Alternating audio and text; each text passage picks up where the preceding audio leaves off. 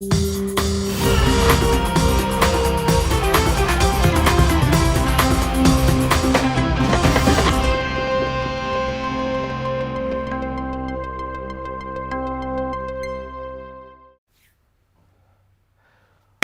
bem, pessoal, estamos ao vivo, sexta-feira, 20 de outubro, 7 horas da manhã, está começando o Desperta ICL em todos os canais do ICL Notícias, no canal do Eduardo Moreira, no canal do Leandro Demore, tudo isso no YouTube e em todas as redes sociais mais relevantes, as que vocês já conhecem, né? Facebook, Instagram, Twitter, Twitch, etc e tal. Concentramos os nossos esforços e as nossas conversas no YouTube, então quem quiser chega lá no YouTube, assine os nossos canais, clica no sininho e vá deixando seu comentário. Muito obrigado, muito bom dia a todo mundo que já está chegando lá no nosso chat. Bom dia, chat! Tá tudo bem com vocês aí?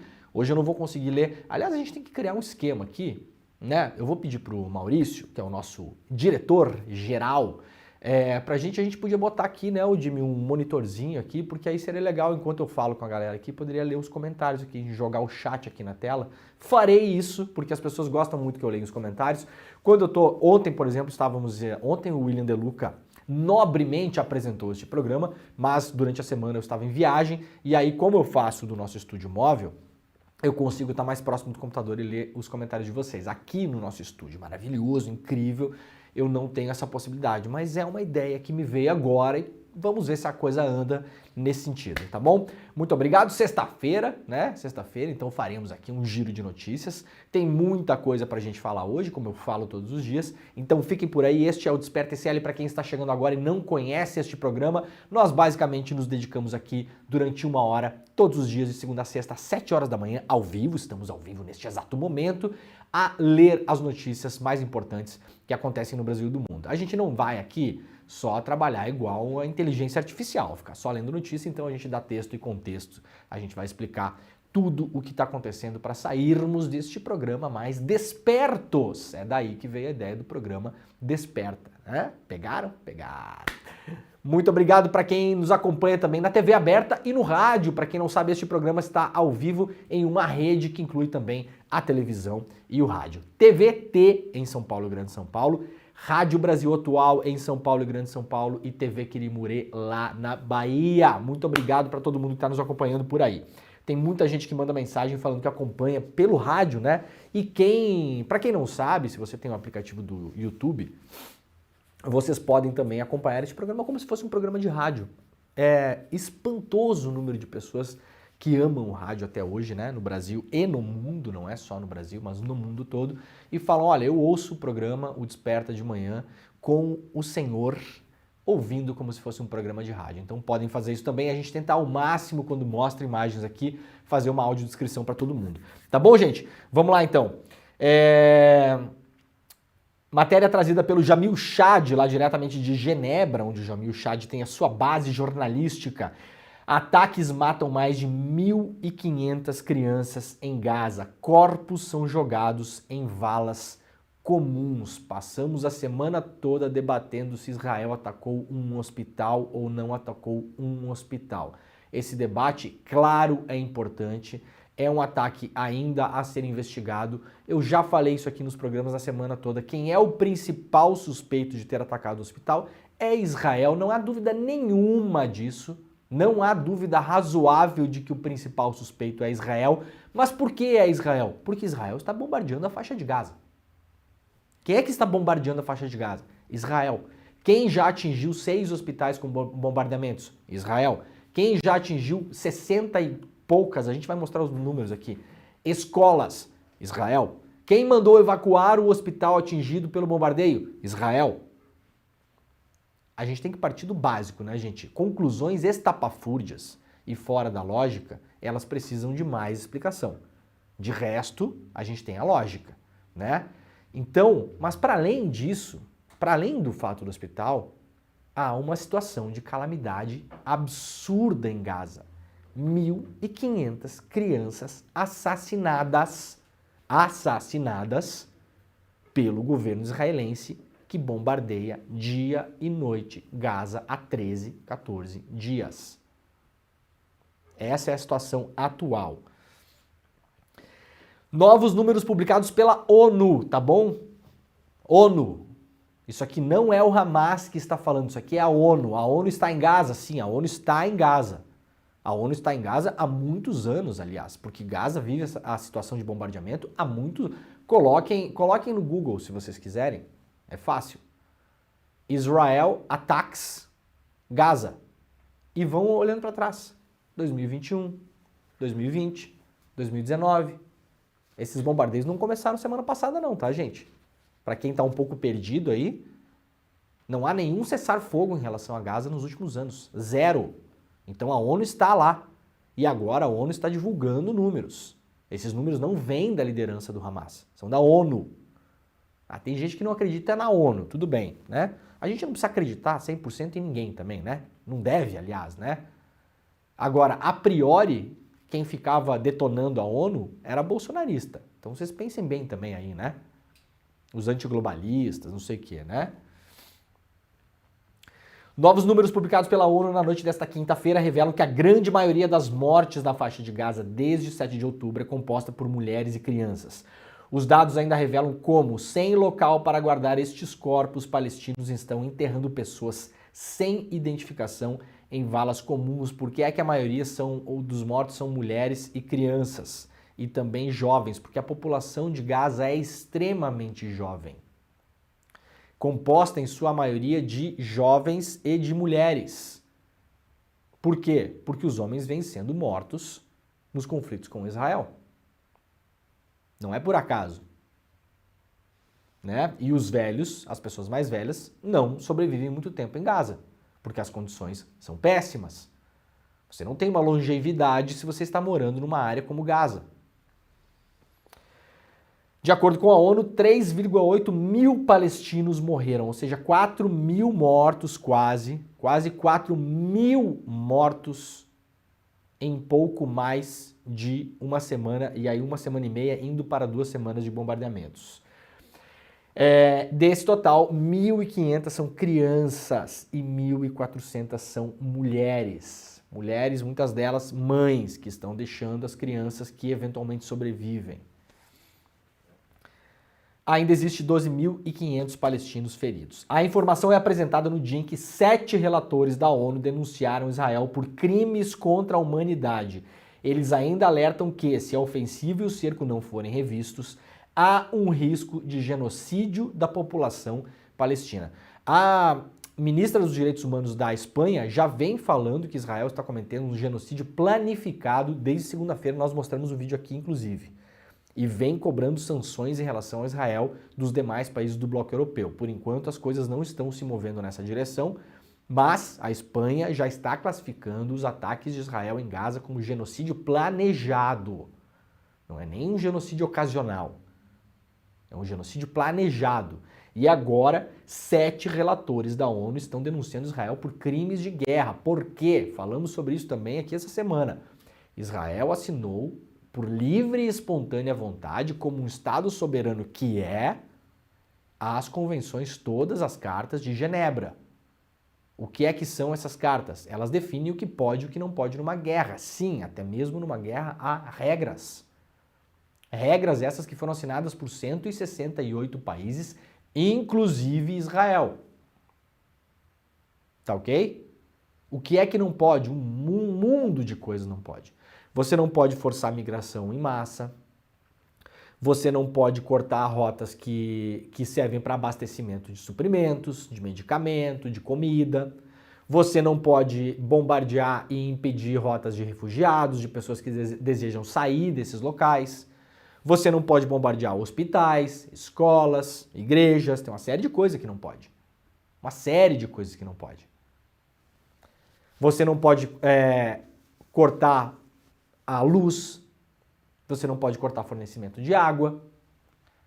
Há uma série de regras. Quando há prisioneiros de guerra, você tem que franquear o acesso à Cruz Vermelha, para que a Cruz Vermelha verifique a situação dessas pessoas, de saúde, e também é um outro direito de guerra, para que essas pessoas possam se comunicar com familiares e com advogados. A Cruz Vermelha faz esse trabalho, inclusive muita gente não sabe. A Cruz Vermelha tem um trabalho muito importante nessa parte de correspondências. A Cruz Vermelha consegue entrar em vários lugares conflagrados onde ninguém entra e ela tem acesso a presos e ela consegue fazer a correspondência entre os presos e familiares, entre os presos e advogados. Isso é um serviço que a Cruz Vermelha faz há décadas, uma coisa que pouca gente sabe. Nada disso está sendo feito em relação a Israel. Por que é que nós temos que cobrar Israel? E claro que nós temos que falar do Hamas também. O Hamas levou israelenses civis para dentro de Gaza. É claro que tem que ser cobrado. Aliás, a resolução do Brasil na ONU, que foi vetada pelos Estados Unidos, falava nisso. Libertação dos reféns em relação ao Hamas. Libertar os reféns, mandá-los de volta para Israel. No entanto, o Hamas não é um Estado soberano. O Hamas não tem uma constituição. O Hamas não tem um governo, um parlamento. Israel é um Estado soberano. O Hamas não assinou as convenções de Genebra. Então, não parece óbvio para todo mundo que a pressão internacional tem que ser primeiro em relação ao Estado soberano, até porque se Israel não parar os bombardeios, a coisa não se organiza. É a primeira atitude. Uma coisa importante, rapidamente, aqui para todo mundo ficar de olho também, gente, muito cuidado com as coisas também na rede social, né? Vocês, pelo amor de Deus, vai todo mundo devagar. Olha aqui o que a Mônica Bergamo traz hoje. Posts antissemitas cresceram 1.200% após a explosão de hospital em Gaza, diz a Confederação Israelita no Brasil. Cuidado, gente, é uma série de comparações, de ilações. Olha, na dúvida. Esse caso ele não é complexo num nível que você não precisa pensar sobre ele, ler e opinar. Claro que não. Muitas vezes a gente fala, isso aqui é muito complexo, não vou nem falar. Isso é feito de propósito para você não se posicionar, tá? Não há nada tão complexo no mundo que não seja possível de ser compreendido para que as pessoas não possam se posicionar sobre. Isso é uma falácia. Agora, cuidado, gente. Eu vejo muita gente postando também assim, os judeus não aprenderam nada com o Holocausto. Gente, pensa nessa frase, o absurdo que ela é, tá? Pense. Eu sei que é um impulso natural e ela parece lógica. Ela não é lógica. Quando você diz isso, você está cobrando da vítima que ela tenha aprendido alguma coisa. Vocês entendem? Os judeus não aprenderam nada com o Holocausto. Essa frase é absurda. Você não cobra da vítima que ela tenha aprendido alguma coisa com o sofrimento que um outro infligiu a ela. Isso você causa um retrauma, inclusive, em relação a isso, tá? Cuidado, gente, com essas coisas. Cuidado com rede social, não se afoba, tá? Não precisa entrar nisso. Essas comparações, elas não ajudam em nada. E podem causar, claro, o aumento do antissemitismo, o que é sempre preocupante. Já está causando, inclusive, não só no Brasil. Biden compara Hamas a Putin e anuncia pacote a Israel e a Ucrânia. Agora o Biden finalmente mostrando por que foi até Israel, né? Para liberar pacote de ajuda de dinheiro, né? O presidente americano Joe Biden fez um discurso em rede nacional no Salão Oval da Casa Branca ontem à noite, ao vivo, 8 horas da noite. O valor pode chegar a 100 bilhões de dólares, de acordo com a imprensa americana. Esse dinheiro irá para a Ucrânia e para Israel. Não está claro ainda quanto vai para quem, mas está claro o motivo da viagem de Biden. Biden foi até Israel. O Conselho de Segurança da ONU ia votar a proposta do Brasil. Teve 2 abstenções, 13 votos a favor, só um veto, Estados Unidos. Para quem não sabe, alguns países podem vetar as resoluções na ONU, entre eles os Estados Unidos. Vetou, ou seja, era um cessar-fogo que os Estados Unidos vetaram. Agora o Biden quer assumir as rédeas dessa negociação, aparecer como grande negociador dessa história toda, por isso ele colocou a ONU de lado e agora anuncia um pacote de 100 bilhões de dólares para a Ucrânia e Israel. Primeiro, como se Israel precisasse. Já falei sobre isso aqui, inclusive, o contingente de Israel mobilizado neste momento para o cerco e ataque à faixa de Gaza é maior do que o contingente mobilizado pela Rússia para invadir a Ucrânia. Obviamente, sabemos todos que o território e a capacidade de reação de Gaza é infinitamente menor do que a Ucrânia.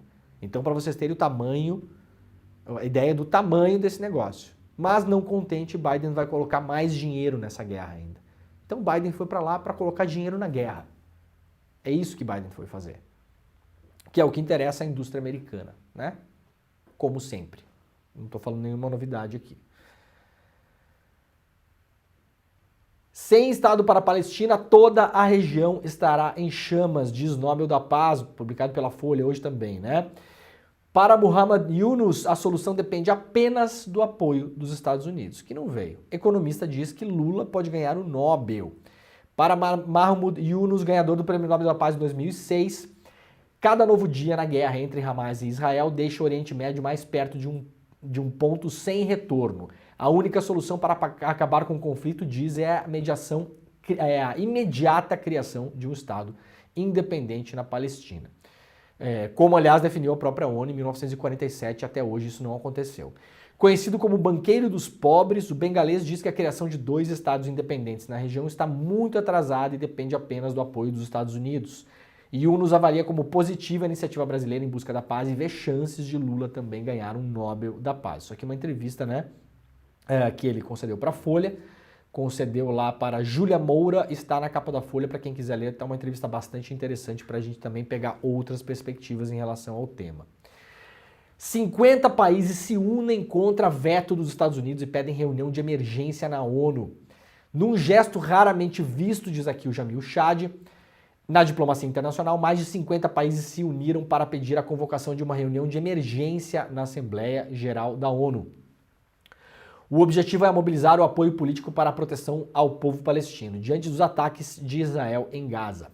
A decisão ocorre depois que o governo dos Estados Unidos vetou um projeto apresentado pelo Brasil no Conselho de Segurança pedindo uma pausa humanitária e o fim da evacuação de civis do norte para o sul de Gaza. A presidência de Biden já havia avisado o governo brasileiro que não queria o envolvimento do Conselho da ONU nas questões envolvendo Israel, depois dos atos terroristas cometidos pelo Hamas em 7 de outubro. O veto americano foi explicado pela Casa Branca por conta de sua insistência na necessidade de que Israel mantenha seu direito de autodefesa. A resolução, por ter um caráter humanitário, não tratava desse aspecto. Isso aqui foi a desculpa do Biden, para quem não viu, né? Os Estados Unidos falaram, não, a gente não vai votar isso aqui, porque nessa resolução do Brasil não diz explicitamente que o Israel tem direito à autodefesa. Essa explicação é uma explicação hipócrita, falaciosa, mentirosa e que não faz nenhum sentido. A resolução é uma resolução de cessar fogo. Cessar fogo é parem de bombardear esta área, parem de forçar migração em massa, abram os corredores humanitários para a entrada de ajuda e para que as pessoas possam sair aquelas que desejam. Inclusive há brasileiros até neste momento, até agora, na fronteira de Gaza com o Egito, que não conseguem sair de lá. Essa era a proposta do Brasil. Não tem absolutamente nada a ver com Israel não poder se autodefender. Isso é uma falácia. Até porque resoluções do Conselho de Segurança, no limite, Israel poderia cumprir ou não. Porque Israel, além do mais, é um Estado que não cumpre vários documentos que eles próprios assinaram. Basta lembrar que Netanyahu está sendo investigado pelo Tribunal Penal Internacional desde 2019. Em 2021, o gabinete do primeiro-ministro de Israel falou, nós não cooperaremos com o tribunal. Em tese deveriam cooperar. São signatários. Não estão cooperando. O custo político para os Estados Unidos tem sido elevado. O governo russo indicou já na quarta-feira que iria tomar uma decisão de driblar o veto americano e pensava em convocar a Assembleia Geral da ONU. Agora, a iniciativa ganhou o apoio de 50 países, entre eles Argélia, Indonésia, Arábia Saudita, Marrocos, Turquia, Moçambique, Nigéria, Camarões e Paquistão. No Conselho de Segurança, uma aprovação de uma condenação apenas pode ocorrer se não houver voto de todos os 5 membros permanentes da entidade. Mas na Assembleia Geral a regra é outra. Basta que uma resolução tenha a maioria dos 192 votos. Então, de novo, para ficar claro aqui para quem não pegou, essas coisas aqui são um pouquinho chatinhas, vamos lá. Aqui, ó, Conselho de Segurança. O Brasil mandou um texto para o Conselho de Segurança. 2 abstenções, 13 votos a favor, se não me engano é 13, se o pessoal do chat puder conferir aí. Essa semana foi muita coisa, mas se não me engano são 13 votos a favor. Apenas um veto, Estados Unidos. Os Estados Unidos têm poder de veto no Conselho de Segurança. E quando isso acontece, a coisa não passa. A França também tem, a Grã-Bretanha também tem, a China e a Rússia. Os países com poder de veto. tá bom? Já na Assembleia Geral, não existe esse poder de países como os Estados Unidos. Na Assembleia Geral, as coisas vão à votação e uma maioria dos 192 votos vence, mesmo que Estados Unidos, ou França, ou Rússia votem contra, por exemplo. Agora, o que é que está acontecendo? A Rússia pretende convocar a Assembleia Geral e a notícia que o Jamil traz agora é importante. Já há manifestação de 50 países que poderiam votar a favor de uma resolução como aquela que foi apresentada pelo Brasil, ou até mesmo a que foi apresentada pela Rússia antes do Brasil, que era uma resolução que não foi aceita no Conselho de Segurança, porque a Rússia não citava o Hamas. Basicamente essa era a desculpa, tá bom? E acho inclusive que estava correto, porque você não pode fazer uma resolução em relação ao que está acontecendo lá sem citar o Hamas. Correto? Concordamos com isso? Parece absurdo, não parece? Bom, o Brasil citava e mesmo assim não passou, porque os Estados Unidos não queriam fazer passar. Então, movimentação importante, isso aqui é muito importante, vamos ver como é que essa coisa se desenvolve nas próximas horas, né? Já tendo 50 votos de 192 em uma Assembleia Geral, é algo que tem uma chance importante de caminhar para uma aprovação.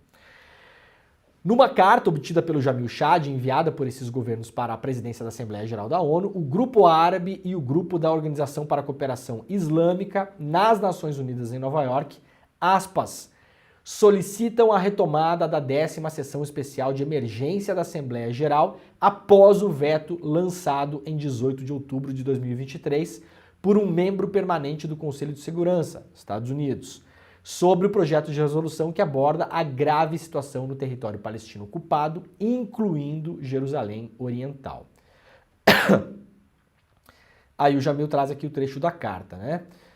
Ao longo do processo negociador da resolução do Brasil, Itamaraty cedeu e acomodou vários dos pedidos americanos na esperança de que o texto pudesse ser aprovado. Foi isso, né? Foi vai e volta, né? Back and forth, né? Ah, isso aqui a gente não aprova, tá bom. Ah, mas isso aqui não, tá bom. Mas isso aqui não, tá bom. Mas isso aqui não, tá bom? Tá bom. Vamos à votação. Não aprovamos. Foi exatamente assim que aconteceu, tá, gente? A atitude da Casa Branca foi vista como uma tática para protelar qualquer decisão, argumentando até mesmo que o órgão deveria esperar o fim da visita de Biden na região. Para a diplomacia brasileira, esses eram argumentos apenas para adiar qualquer gesto do Conselho, e mesmo aguardando a visita, não haveria qualquer garantia de que os Estados Unidos apoiariam o projeto. Agora, a manobra dos países árabes vai no mesmo sentido da estratégia já usada pelo governo americano contra os russos, quando o governo de Putin também usou seu poder de veto no Conselho e impediu a aprovação de uma resolução que o condenava pela invasão da Ucrânia. A Casa Branca, então, levou o caso para a Assembleia Geral e ali conseguiu votos suficientes para aprovar uma resolução condenando Putin. Então, sacaram? Quando Putin invadiu a Ucrânia, reunião do Conselho de Segurança, uma resolução estava prevista para penalização do Putin, né, da Rússia. A Rússia foi lá, usou o poder de veto, falou, não aprovo. Então, um poder de veto só no Conselho não está aprovado. O que os Estados Unidos fez? Reuniram a Assembleia Geral e conseguiram votos suficientes para condenar. O que é que a Rússia está fazendo agora? Estados Unidos bloquearam a proposta do Brasil em relação ao cessar-fogo na Palestina. O que é que a Rússia está fazendo agora? Vai tentar chamar a Assembleia Geral e conseguir votos suficientes para aprovar essa resolução, tá bom? De um lado e de outro, as coisas como elas são. Tá bem explicado? Tá bem explicado. Em pronunciamento, Biden fala sobre guerras e faz comparação entre Putin e Hamas, né? Já exploramos isso. Rússia responde Biden e afirma que Estados Unidos se beneficiam de guerras, apenas negócios. Porta-voz do governo russo afirmou que Estados Unidos enganaram o mundo usando valores que Washington nunca defendeu. Biden comparou Putin e Hamas em pronunciamento. Deixa eu aumentar isso aqui.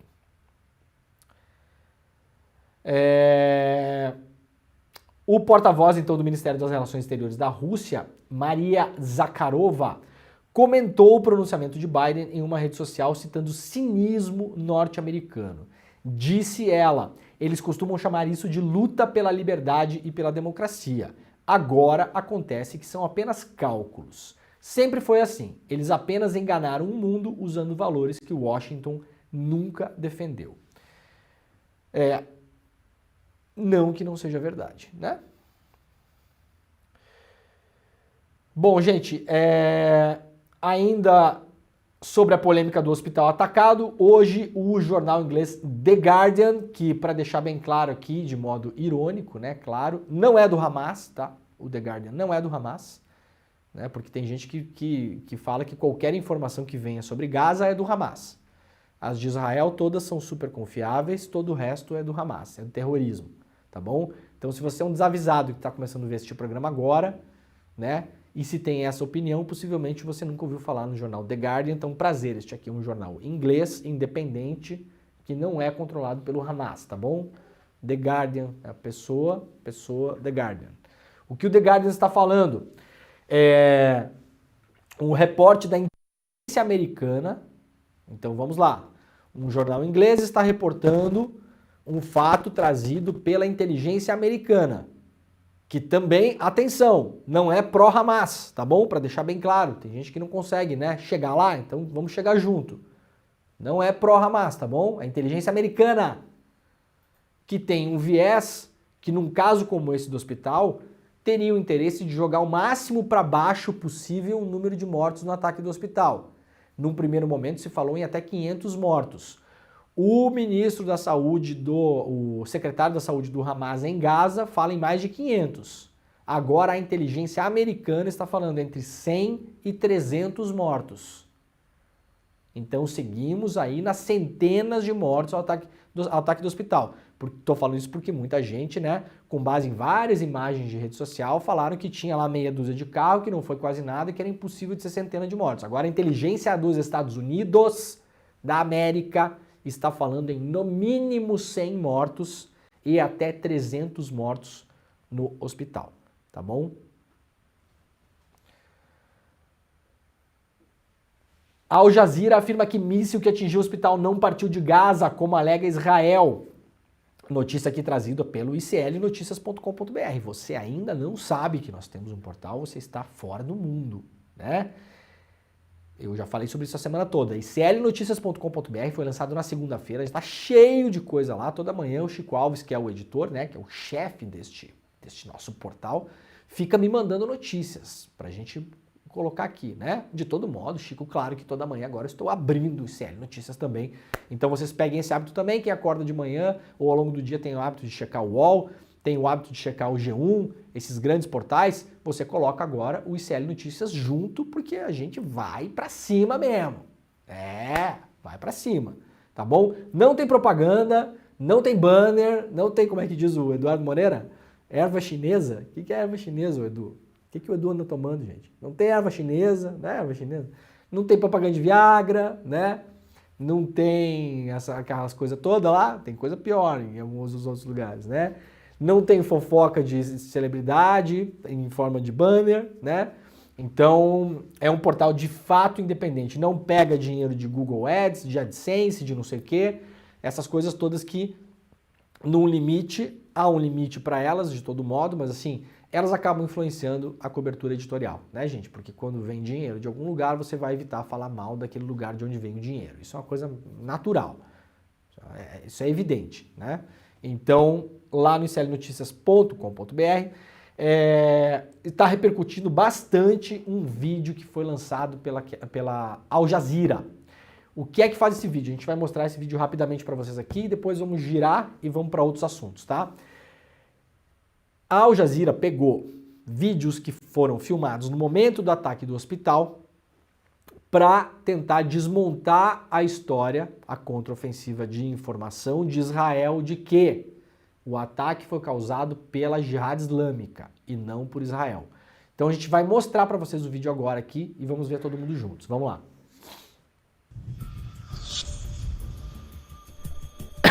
Em 17 de outubro de 2023, centenas de palestinos foram mortos quando o hospital árabe Al-Ali, em Gaza, foi bombardeado.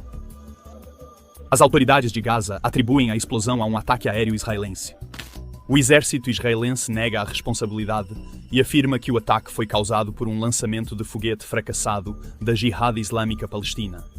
Eles dizem que usaram imagens da Al Jazeera para supostamente confirmar essas alegações. Mas você está me pedindo provas? Você não precisa obter provas de mim. Tudo o que você precisa fazer é acessar a Al Jazeera. Em 17 de outubro de 2023, centenas de palestinos foram mortos quando o hospital árabe Al-Ali, em Gaza, foi bombardeado. As autoridades de Gaza atribuem a explosão a um ataque aéreo israelense. O exército israelense nega a responsabilidade e afirma que o ataque foi causado por um lançamento de foguete fracassado da Jihad Islâmica Palestina. Eles dizem que usaram imagens da Al Jazeera para supostamente confirmar essas alegações. Mas você está me pedindo provas? Você não precisa obter provas de mim. Tudo o que você precisa fazer é acessar a Al Jazeera, que transmitiu o evento ao vivo. E você poderá ver, eu tenho uma legenda hackeada da tela só para você ver. Esta é a Al Jazeera de ontem à noite. Nossa equipe de investigações digitais, SANAD, decidiu investigar essas alegações e realizou uma análise aprofundada desse vídeo da Al Jazeera, juntamente com vários outros vídeos de diversas fontes, e estabeleceu uma linha do tempo detalhada, segundo a segundo, dos eventos. Ao analisar a transmissão ao vivo da Al Jazeera a partir das 18h45, a equipe conseguiu identificar 4 ataques aéreos israelenses em Gaza, visando a área próxima ao hospital, começando em 18 horas 54 minutos e 26 segundos, depois às 18 horas 55 minutos 03 segundos, depois em 18 horas 57 minutos 42 segundos, e depois em 18 horas 58 minutos 04 segundos. Esse é o horário militar para pouco antes das 19 horas locais. A equipe cruzou esse vídeo com outro, capturado por uma câmera situada ao sul de Tel Aviv, mostrando uma visão ampla da faixa de Gaza. Esse vídeo mostra uma série de lançamentos de foguetes de Gaza. Esse vídeo mostra claramente como o Iron Dome interceptou esses foguetes. Voltando à transmissão ao vivo da Al Jazeera às 18h59 e 35 horas, podemos ver o lançamento de um único foguete de Gaza. Este é o foguete em questão. Esse foguete também pode ser visto no vídeo israelense. 15 segundos depois, a transmissão ao vivo da Al Jazeera mostra que o mesmo foguete foi interceptado exatamente às 18h59 Essa interceptação tem o mesmo brilho observado nas interceptações anteriores. Uma olhada mais de perto no vídeo capturado pela transmissão ao vivo da Al Jazeera mostra o foguete sendo completamente destruído e quebrado no céu. De acordo com todos os feeds e vídeos analisados, esse foguete foi interceptado e foi o último lançado de Gaza antes do bombardeio do hospital. 5 segundos após essa interceptação, você pode ver uma explosão em Gaza, seguida, 2 segundos depois, por uma explosão muito maior. Este é o ataque que atingiu o hospital árabe Al-Ahli. Como resultado, a equipe de investigação digital da Al Jazeera não encontrou fundamentos para a alegação do exército israelense de que o ataque no hospital árabe Al-Ali, em Gaza, foi causado por um lançamento de foguete fracassado. Muito bem, tá aí. Esse vídeo foi publicado pela Al Jazeera ontem. Tem um outro vídeo também publicado pelo canal inglês, TV pública inglesa Channel 4. Esse vídeo, não vai dar tempo da gente mostrar aqui, porque é muita coisa, mas esse outro vídeo também, porque muita gente vai falar, ah, não, mas a Al Jazeera não. A Al Jazeera não dá porque tem viés. Bom, como se a mídia ocidental não tivesse viés, né? O New York Times não tem viés. O Washington Post não tem viés. Só a Al Jazeera tem viés. É uma investigação importante, sólida, né? Ela não substitui uma investigação local, que ainda não aconteceu, o que coloca este caso em um patamar, até agora, se queremos aceitar, de dúvida. Então vamos colocar esse caso em um patamar de dúvida. Quem segue sendo o principal suspeito, pelos motivos óbvios? Israel. Porque está bombardeando a faixa de Gaza, porque já bombardeou outros hospitais, porque mandou evacuar este mesmo hospital bombardeado, segundo informações da própria ONU. Então vamos pela lógica. Tá bom? De todo modo, o do Channel 4 é uma outra investigação, porque Israel mostrou um grampo entre membros da Jihad Islâmica, que seria um suposto grampo que comprova que foram eles. O Channel 4, que não é do Hamas também, que não é também da Al Jazeera, que é um canal inglês, ocidental, TV pública, inglesa. O Channel 4 fez uma perícia no áudio, no tal do grampo, e há indícios ali que seja um grampo forjado, que não seja verdadeiro, por conta de sotaque, léxico, a maneira como as pessoas falam e muitas outras coisas. Então, gente, Israel já mentiu várias vezes em situações de guerra, negando que tenha cometido crimes que depois descobriu-se que cometeu. Não se acredita em absolutamente nada que venha, principalmente neste exato momento, durante os bombardeios em Gaza. Tá bom? Nada. Zero. Ó, deixando esse fato do hospital de lado, aqui publicado pelo iclnoticias.com.br, também temos aqui a infraestrutura de Gaza destruída por ataques, segundo informações da ONU. 1.400 residências, 24 postos de saúde, incluindo 6 hospitais. Então, se não atacou este hospital, atacou outros 6, como se fosse um dia depois do outro. Sequer está negando esses ataques todos, porque não tem como negar.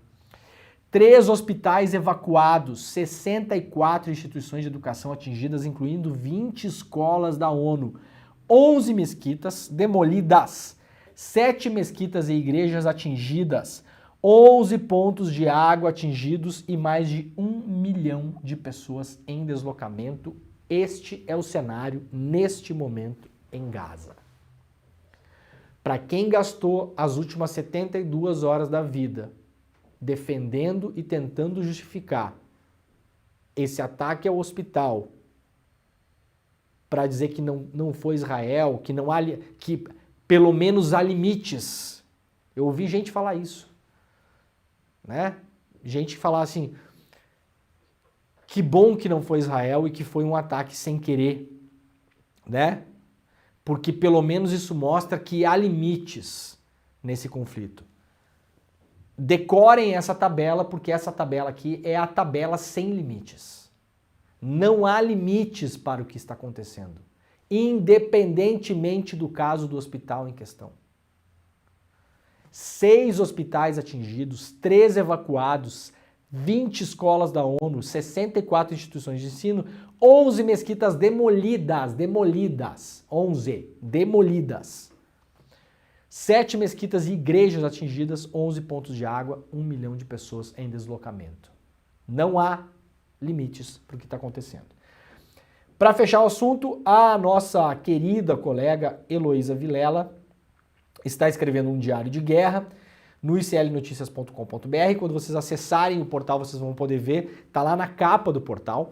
E a Heloísa Vilela, enviada especial do ICL, chegou à Palestina, já está fazendo seus primeiros posts de lá. Está aqui o primeiro post do que ela chama em Ramallah, na Cisjordânia, onde a Heloísa está neste momento, uma calma assustadora. Foi o que senti no ar na cidade de Ramallah, na Cisjordânia. Do lado de lá das barreiras e muros está Jerusalém. Do lado de cá, os moradores têm acordado de madrugada com o som de alarmes de carro disparando. Ninguém sabe ao certo se é o acaso ou uma forma de alertar vizinhos de que a polícia israelense está na área. Então, acompanhem o Diário de Guerra exclusivo, único, enviada pelo ICL para a região dos conflitos, a nossa querida Heloísa Vilela, tá bom? Tá lá postado já na capa do ICL Notícias. Muito bem, vamos lá para outras notícias, vamos dar um giro aqui que tem bastante coisa para a gente terminar o programa. Xi Jinping recebe Arthur Lira e promete mais sinergia com o Brasil. O presidente da Câmara dos Deputados, Arthur Lira, foi recebido pelo líder chinês Xi Jinping nesta sexta-feira no Grande Salão do Povo, em Pequim. O encontro ocorreu em meio ao Fórum Cinturão e Rota, que comemora 10 anos do Programa Internacional de Investimento em Infraestrutura da China, do qual o Brasil oficialmente ainda não faz parte. A China está tentando fazer esse programa crescer. Esse programa é o grande programa de investimento da China no mundo. E aí agora a China está começando a chamar mais países para que possam conhecer esse programa e eventualmente entrar nesse programa para que os investimentos chineses possam chegar nesses outros países. Comentando a reunião, a ministra assistente de Relações Exteriores, Hua Chunying, afirmou que a China está disposta a reforçar a sinergia entre a iniciativa Cinturão e Rota e as estratégias de desenvolvimento do Brasil. com vistas a impulsionar a modernização dos dois países, acrescentando que no ano que vem as relações diplomáticas completam 50 anos entre Brasil e China. Fim de sanções faz Petrobras pensar seriamente na Venezuela, diz Prates, presidente, da estatal.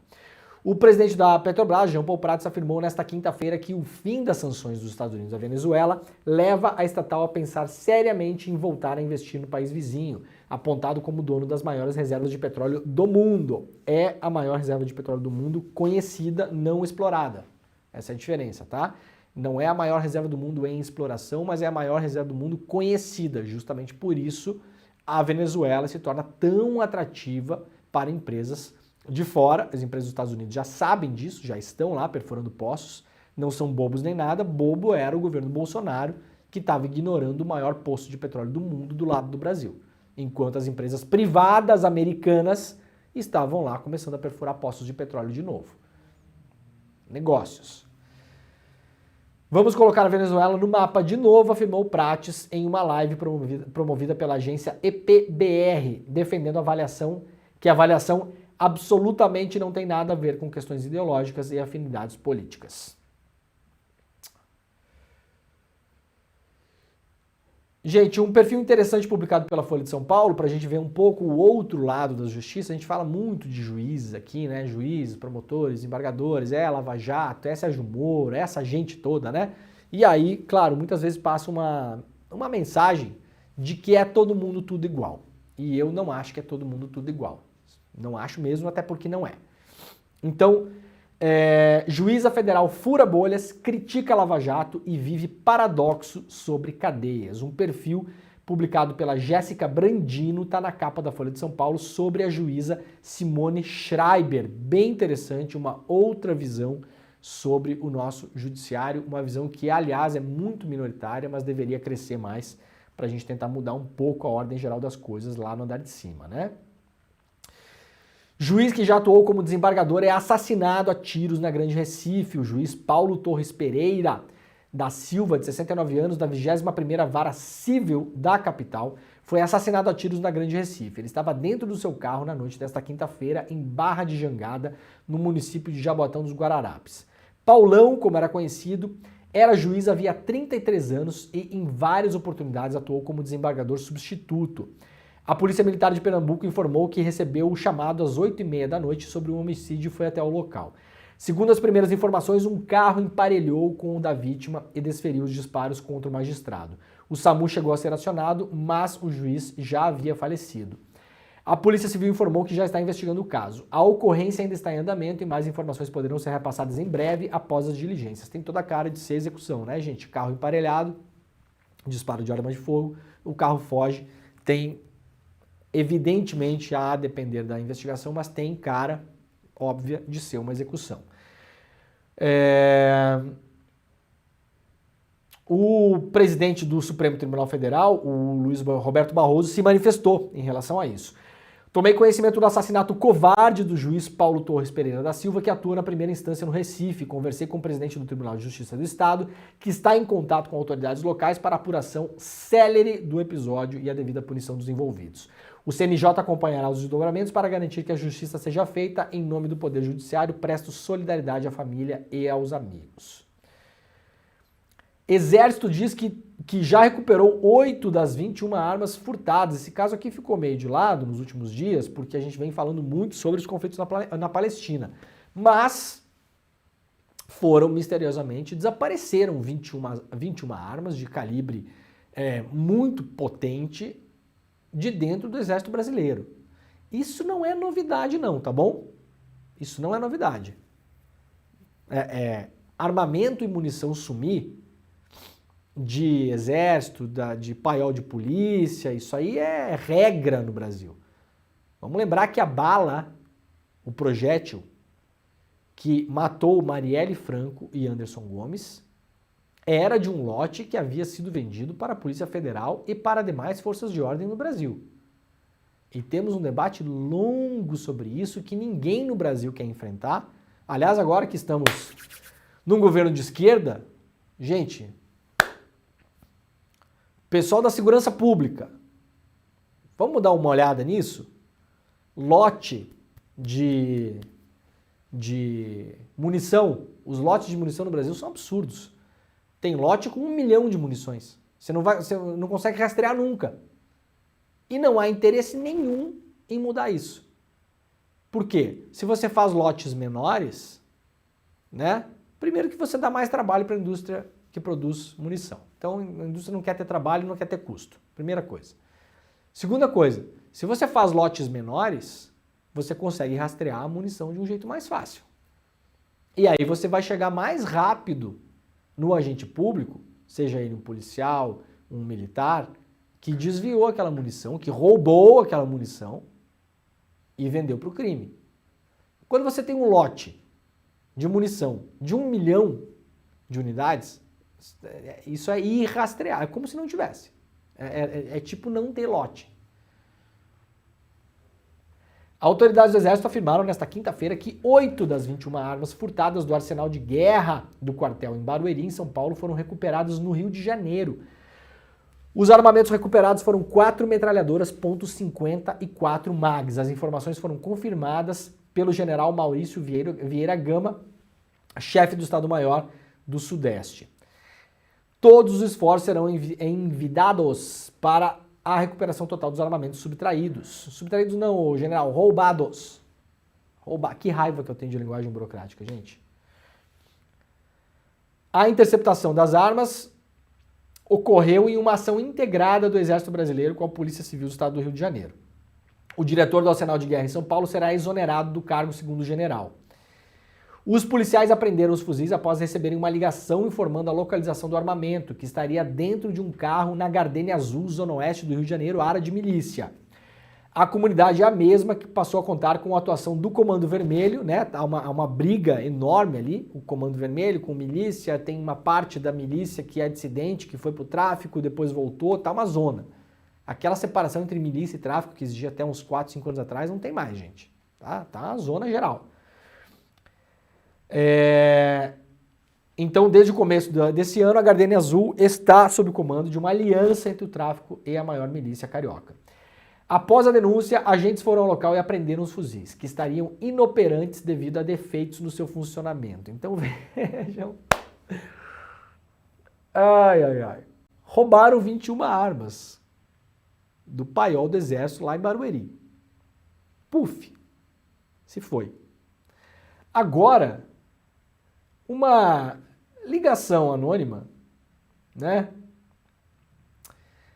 Do nada, ela diz, olha, tem 8 dessas armas aí, estão lá em tal lugar. A polícia vai lá, chega lá, pega as armas. Chega lá, pega as armas tranquilamente, entra numa área de milícia tranquilamente, pega as armas. Por acaso, as 8 das 21 roubadas não estão funcionando. Estão estragadas as 8. O que parece isso pra vocês, né? Parece que os caras fizeram tipo uma compra na Amazon e estão devolvendo o produto que não funcionou. Não parece pra vocês? Só falta nessa história essas armas voltarem para Barueri e daí alguém roubar outras 8 para levar de volta, porque a encomenda foi 21. Mas aí 8 não tá funcionando. É uma piada, né, gente? É uma piada totalmente sem graça. Eu tô rindo aqui porque é tragicômico o negócio, né? Os caras tiraram 21 armas de lá, aí 8 apareceram de volta. Primeiro, estão devolvendo a arma que não funciona. Segundo, estão entregando, obviamente, quem roubou essas armas, quem pagou pelo roubo, que vai fazer uso dessas armas, está entregando os anéis para não entregar os dedos. Vai entregar isso aí, pronto, e tentar fazer com que a investigação não ande muito mais do que isso. Já falamos várias vezes aqui, quem está investigando esse negócio, inclusive, é a Polícia Civil do Rio de Janeiro. Há, sim, excelentes policiais na Polícia Civil do Rio de Janeiro. Talvez poucos, mas há. Agora, difícil confiar na investigação. O Exército está fazendo a investigação junto.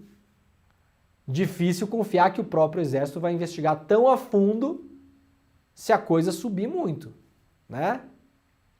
Então nós temos o Exército que tem o interesse de investigar, claro, mas sabemos que pode investigar também pero no mucho. Porque se a coisa subir demais e complicar muito, a gente sabe que essas investigações ficam ali. E a Polícia Civil do Rio de Janeiro, que boa parte dela uma parte importante dela tem ligações com o crime organizado também. Então, eventualmente, também não vai querer investigar muito esse negócio, né? Aí apareceram aí 8 armas, né? Opa, não, devolve 8 aí pra gente dar uma segurada, gera uma notícia. E os caras devolveram as armas que não tá funcionando, né? Claro, pô. Armas furtadas do Exército foram compradas por facção, diz o secretário do Rio de Janeiro. Nossa, mãe, sério mesmo? Achei que tivesse sido compradas pela igreja. Bom, se bem que tem igreja hoje em dia que, né? Igreja, facção, tem umas aí que, né? Não tá muito longe, não. O novo secretário da Polícia Civil do Rio de Janeiro, Marcos Amin, afirmou que as 8 armas furtadas de um quartel do Exército em São Paulo, encontradas hoje no Rio, foram compradas por uma facção criminosa do Estado. A declaração foi feita à TV Globo na noite de hoje, ontem, portanto. Ele não citou o nome, mas a facção é o Comando Vermelho, claro, segundo apurou o UOL com fontes. A intenção do Comando Vermelho era utilizar o armamento na atual disputa de território com outras facções na Zona Oeste. Aliás, é essa mesma disputa que ele vitimou os médicos, o caso dos 3 médicos assassinados, entre eles o irmão da Samia Bonfim. Isso tudo é no bojo dessa disputa, tá, gente? Agora, nesse momento, pelas informações que temos, o Comando Vermelho e uma parte dessa milícia que estão juntos agora estão em posse de armas .50. .50 consegue atingir um alvo a 2, 3, 4 quilômetros de distância. .50 consegue derrubar helicóptero, tá? São armas enormes. Os compradores já foram identificados e agora as autoridades tentam descobrir quem furtou e transportou as armas até o Rio de Janeiro. Parte desse armamento já tinha sido reservada para essa facção criminosa que está em um movimento de expansão na região de Zona Oeste, disputando com grupos paramilitares por territórios. Parte do armamento já tinha sido reservada. É tipo compra na Amazon mesmo, né? O Comando Vermelho entrou lá, botou na wishlist, né? 21, wishlist, botou lá, nos favoritos. Aí depois fez a compra. Aí 8 chegou com problema, tá devolvendo as 8. Não parece isso? Ai, ai. Não é mole não, né, gente? Vamos lá, ó. Primárias, sala escura e 45% para vencer. O UOL hoje traz uma matéria de contexto para vocês entenderem como vai funcionar a eleição na Argentina neste final de semana. Domingo, a Argentina irá às urnas para o primeiro turno. Para quem está um pouco confuso ainda, mas não teve já o primeiro turno na Argentina, já não teve que o Milei venceu? Não. Vamos lá. A Argentina tem as primárias para escolher quem serão os candidatos dos partidos, tá bom? Qual é a diferença? Na Argentina, as primárias, elas são de votação obrigatória, não somente para quem é filiado aos partidos e coligações, mas para todos os cidadãos, tá? Então, quando tem primárias na Argentina, chamada PASO, né? Para você fazer o PASO, você tem que ter a votação obrigatória. Então, os argentinos em massa vão lá votar nas primárias. E aí é esse passo que o Milei ganhou. O que é que o Milei ganhou nas primárias, assim como a Patrícia Bullrich, assim como o Sérgio Massa e os outros candidatos? Eles ganharam o direito de disputar a presidência da Argentina pelos seus partidos ou coligações, tá bom? Então o Milei saiu vencedor do passo. Em segundo lugar chegou o Sérgio Massa, que é kirchnerista, peronista, né, esquerda, marromeno, né? É o que temos para o momento. E Patrícia Bullrich. Bullrich e Milei, extrema-direita, os dois, tá bom? São pessoas diferentes, claro, mas a gente pode colocar os dois na extrema-direita tranquilamente. Agora teremos a eleição do primeiro turno. Quem quiser conhecer mais como isso funciona, vai lá para o UOL que tem essa matéria. Caso ninguém vença no primeiro turno, ou seja, caso ninguém faça 45% dos votos válidos, teremos um segundo turno na Argentina acontecer em novembro. Tá bom? Então, por aí vamos. Bolsonaro é condenado em definitivo por danos morais a jornalistas. Ex-presidente Jair Bolsonaro deve pagar indenização de R$50 mil por dano moral coletivo após uma ação do Sindicato dos Jornalistas de São Paulo por ter sido concluída, ou seja, o processo transitou em julgado e não cabe recurso. O Bolsonaro, aliás, não recorreu. O valor de R$50 mil foi determinado quando o processo passou para a segunda instância. A ação aberta em 2021 pelo sindicato que exigia na época o fim das ofensas contra os profissionais de imprensa. Então isso aqui é uma decisão importante, simbólica. Parabéns para o Sindicato de Jornalistas de São Paulo. Isso aqui é uma decisão simbólica. Bolsonaro condenado contra ofensas aos jornalistas, à classe, a todos nós que nos últimos anos passamos poucas e boas, né, nessa maré de desgraça que esse homem trouxe para nossa classe. Foi muito duro ser jornalista no Brasil, gente, nos últimos anos. Vocês não têm noção, né? Vocês não têm noção. A gente fala pouco sobre isso, mas não foi mole não, tá? Então é isso, Bolsonaro. Paga a multa lá e se prepara que vem mais coisa, né? Vamos lá, só encerrar nossa rede rapidinho. Pessoal da TVT, pessoal da TV Quirimurê, pessoal da Rádio Brasil Atual, muito obrigado pela companhia de vocês. Nós voltaremos na segunda-feira, 7 horas da manhã, ao vivo. Este é o Desperta ICL. Até lá e tchau! E a galera que ficou por aí, ó, notícias rápidas para fechar o programa de hoje antes de começar o ICL Notícias primeira edição, que já está prontinho no forno, vai começar agora às 8 horas da manhã. Vocês fiquem aí, não cliquem em nada, não saiam daí, não mexam no mouse, só respira, porque se não respirar, vai desmaiar, tá? Twitter acumula multa de 16 milhões em ação do TRE por retardar envio de dados sobre fake news. Por decisão do Tribunal Regional Eleitoral do Rio de Janeiro, hoje conhecido como X, o Twitter acumula uma dívida de 16 milhões e 300 mil reais por retardar o envio de dados sobre perfis que disseminam fake news durante as eleições. Isso acontece, claro, porque não há regulação das redes sociais no Brasil. PL 2630 não foi aprovado, segue vagando pela Câmara dos Deputados, tal qual um fantasma arrastando correntes. Espero que volte à votação em algum momento da nossa história. Enquanto isso não acontecer, as plataformas seguirão fazendo o que elas bem entenderem. E para fechar o programa hoje aqui, uma notícia muito legal que vem de Santa Catarina, né? Tristemente bacana a notícia, né? Porque é triste o histórico, mas é bom o momento presente. Santa Catarina volta a ter uma deputada negra 89 anos após Antonieta de Barros. Quase um século.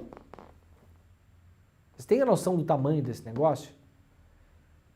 Essa aqui até os anti-identitaristas vão achar que é uma notícia que vale a pena dar, né? Tem um pessoal que acha que não tem que discutir nada disso.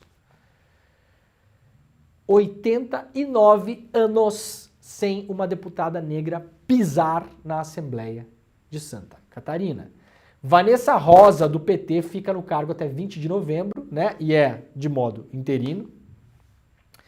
Durante a licença do deputado Padre Pedro, o parlamentar afirmou que tem como principal missão a luta pela causa negra. Tá aqui então a foto dela pra gente terminar. Quase um século. Que foto, hein? Vou deixar aqui, ó, para encerrar o programa hoje, tá aqui, ó. Quase um século para a gente conseguir ver de novo uma cena como essa na Assembleia de Santa Catarina. Ai, Brasil. Muito bem. Parabéns para a deputada. Né? Gente, o programa está acabando. Sexta-feira, 20 de outubro, são 7h58 da manhã. Vocês fiquem agora com o ICL Notícias, primeira edição, para acompanhar todo o debate sobre tudo o que acontece no Brasil e no mundo, com os nosso time de comentaristas, os convidados. Vocês sabem que o programa é altíssimo nível, 2 horas de conversa, né? 2h30, aliás, de conversa. E depois seguimos com o Em Detalhes, da Gabi Varela, e também o nosso programa de mercado, de economia, de negócios, de mercado, com a Débora Maganha e o André Campedelli. Então, temos programação no ICL das 7 da manhã até as 11h30 da manhã, tá bom? Nós voltaremos segunda-feira. Este foi o Desperta ICL. Muito obrigado e tchau. Olá, eu sou André Campedelli, professor do curso de Economia Básica do ICL. Estou aqui para te convidar para fazer esse curso que vai te ensinar os princípios básicos da economia. Tudo o que você precisa saber sobre macroeconomia, sobre microeconomia e os principais conceitos econômicos. Então venho aqui te convidar para você não ficar mais fora desse assunto tão importante para entendermos a realidade e a política brasileira.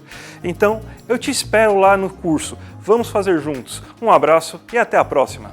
Olá, eu sou a professora Carolina Casarim, do curso Moda e Modernismo no Brasil, e nas nossas aulas você vai aprender um pouco sobre a história do modernismo no Brasil, a história da moda, as relações entre moda e modernismo e a importância da aparência não só para o modernismo, mas para a gente de maneira geral no nosso dia a dia. Por que é importante a gente entender sobre a história das roupas? Por que é importante a gente ter consciência do valor político que a aparência tem e que os nossos modos de vestir têm? Mas além disso, você vai aprender muito mais. Te espero lá!